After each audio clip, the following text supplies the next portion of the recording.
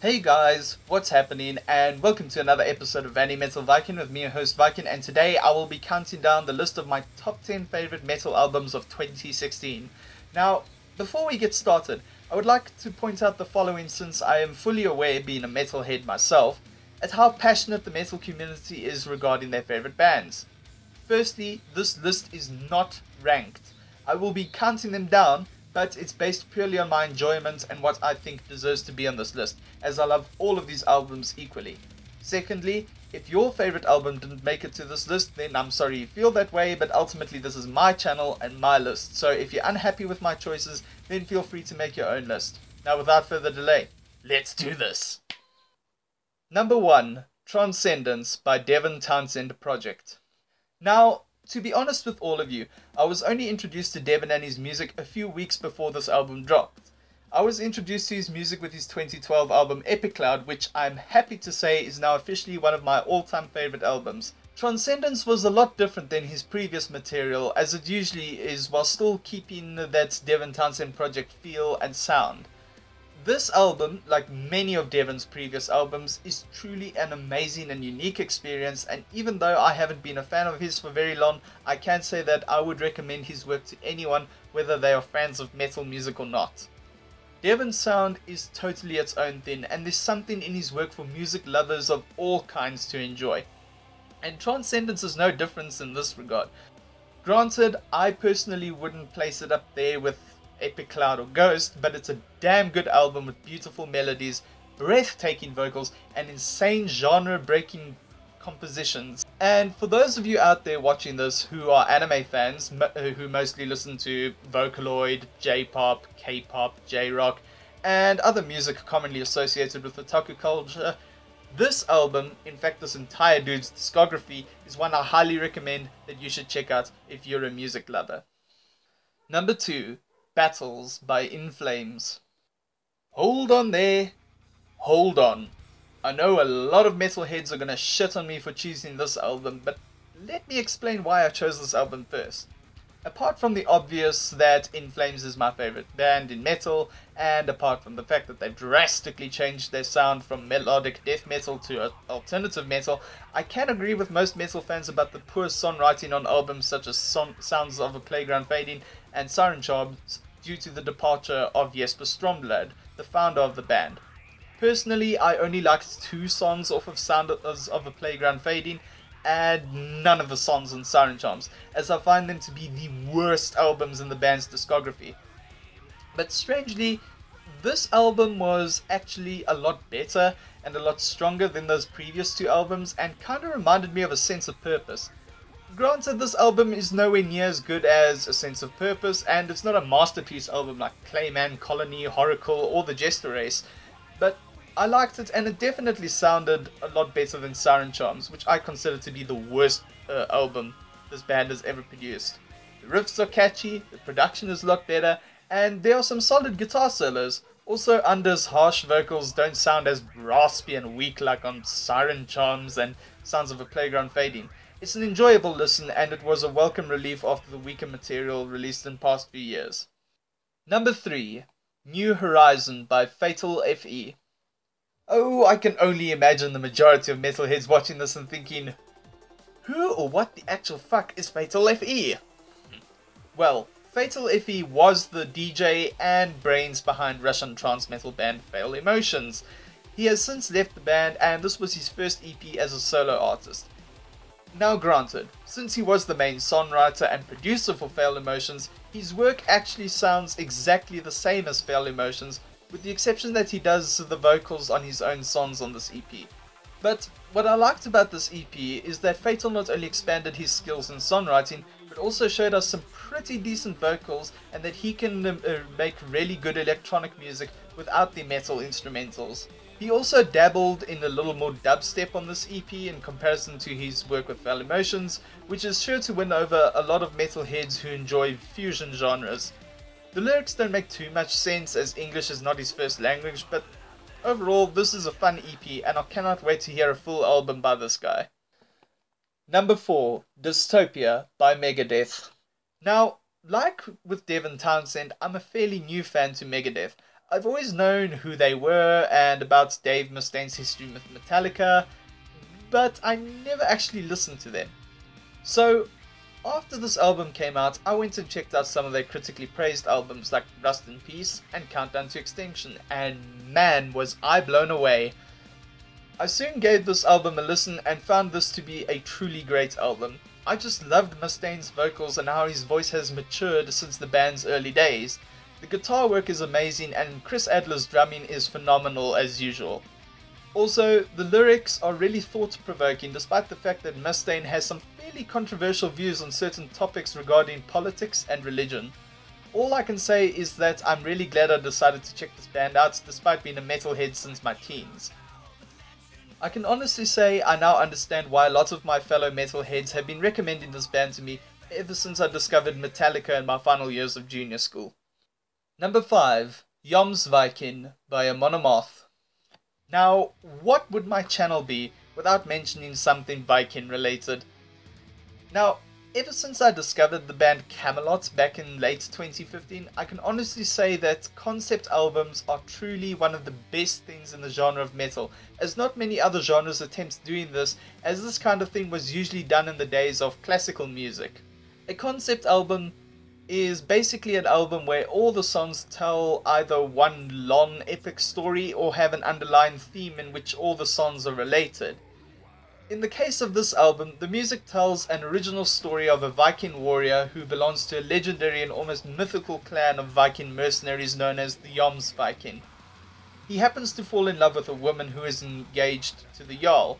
When the Jarl's right-hand man comes to escort our heroine away, the warrior kills the steward and is forced to flee the land until he returns with some companions to win back his beloved.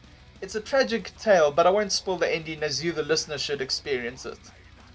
Amon Amarth are one of the biggest names in the melodic death metal scene, and I've been a fan of theirs since 2008's Twilight of the Thunder God.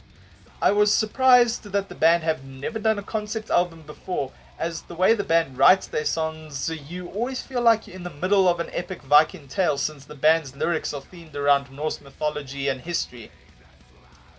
This album was definitely one of the best in 2016, and it was overall an epic experience, and I highly recommend you check this one out. Number 6. Metal Resistance by Baby Metal.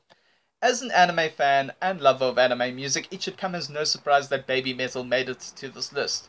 I was already excited for this album when I first heard the single Karate, which, mind you, still gives me goosebumps when I listen to it. What I love about this album is that the songs pay tribute to all the many styles of metal, from nu metal to power metal. Also, even though it's still cutesy, like Baby Metal is supposed to be, the songs definitely have a more mature sound in comparison to their previous songs. Also, hearing the girls sing in English for the first time on the final track was a nice surprise. The girls' vocals have definitely matured a little as well, especially Su Metal, and the way the songwriters are able to blend the two genres that no one in their wildest dreams would think could work is just superb. I know a lot of metalheads like to bash on this group, since they weren't formed but put together and that the girls are a distraction from the actual band, but who gives a fuck? If the music is good, I'm happy, and since Bloodstained Child's former bassist has been involved in the backing band before, it should come as no surprise that the death metal riffs in some of these songs are pretty damn strong. If you are a metalhead or an otaku and haven't heard of this group, you've either been living under a rock or doing something. I don't know. Go and check this album out. Number 7. Heroes of Mighty Magic by Twilight Force. As if the last album I mentioned wasn't cheesy enough, then be prepared to be introduced to the cheesiest power metal band since Glory Hammer. Twilight Force. Now, this band is definitely not heavy in any aspect. This sounds like the kind of metal that would be played in a Legend of Zelda game. Despite not being heavy and having extremely corny lyrics, the vocals on this album are pretty solid, the solos and narrations are crazy, and the songwriting is really good. Plus, Joachim Broden of Sabaton has a guest vocal appearance. This album is a total blast and a lot of fun to listen to. I would recommend this album to any otaku who is a newcomer to metal music and is a fan of JRPGs, as this album is pleasant to the ears and really gets the listener into the mood to go on a quest, ride dragons, explore dungeons, and all that amazing shit. Number 8. The Last Stand by Sabaton. Are you a history junkie? Do you enjoy hearing tales about battles that took place in medieval times, World War I, World War II, and such other periods in history? Well then, this is the band for you. Now, I will say that this album isn't as heavy as their previous record, which was 2014's Heroes, and I can't say that every song on this album is as grand as the ones on Heroes, but this album was still true to the Sabaton style, and even though this band has a more simplistic songwriting style when it comes to their brand of power metal, it doesn't mean that this album doesn't leave an impact. Also, I was surprised to see a song about a South African battle on this album, so that's something you don't see every day. Joachim's vocals are brilliant as always, and the songwriting is still as anthemic as it ever was. I would recommend this album to fans of Attack on Titan in a heartbeat, so go and check this album out. Number 9. Psychosadistic Design by Vulvodynia. Now it's time for some shameless local band promotion. By the way, I wasn't paid to do this. Vulvodynia are truly one of the best and heaviest metal acts to come from South Africa, and are the only South African metal band that I know of that have quite a large following in overseas countries. This album is one of the best slam metal albums I have ever listened to, and the theme of this album is serial killers. Now, slam metal is one of those genres where the lyrics make no sense, and most of the time not just because of the pig squeal vocals, and should never be taken seriously. So if you find yourself about to have a heart attack from the album art, then just take a deep breath and relax. This album is great, not only because the band managed to get guest vocals from the likes of Adam Warren of Oceano, Alex Terrible of Slaughter to Prevail, and Chrissy Jones of Clawhammer, but this band really pushes the boundaries of slam metal. Slam metal is generally a style of metal that most metalheads hate with a passion, but this band uses influences from other styles of metal such as deathcore, black metal, death metal, and various other styles. If you're looking for music to listen to when you're really pissed off and the latest Suicide Silence track or Whitechapel album isn't brutal enough for you, then give this a listen. You won't be disappointed. Number 10. Hardwired to Self-Destruct by Metallica. And we come to our final album, and it's another one of the big four in thrash metal. Metallica have been a controversial band among metalheads since their drastic change in sound with their best-selling Black album in the early 90s. Now granted, this album is no Master of Puppets, Ride the Lightning, or And Justice for All. But it's a fairly solid album, and considering the band hasn't released anything since Death Magnetic, which is 8 fucking years ago, it was awesome to see what is the biggest known band in the world release some new material. I will admit that James Hetfield's voice wasn't as gruff as it normally is, probably due to age, but I still liked the album. I was kinda worried after the first single was released, as the title track is too short and the solo on that song wasn't very strong, but my fears were quickly dispelled when the full album was released. Obviously, just about everyone on the planet knows who this band is, so recommendations aren't necessary here. But if you somehow haven't listened to this album yet, then go and check it out. And that concludes this episode for today. What were some of your favorite metal albums of 2016? And were any of your favorites on the list? Let me know in the comments below. I'd be happy to see what you guys have compiled together. Also, don't forget to leave a like and subscribe if you haven't already done so. And don't forget to follow me on Facebook, Twitter, and DeviantArt for more awesome stuff. I am Viking, and until next time, have a kick-ass day.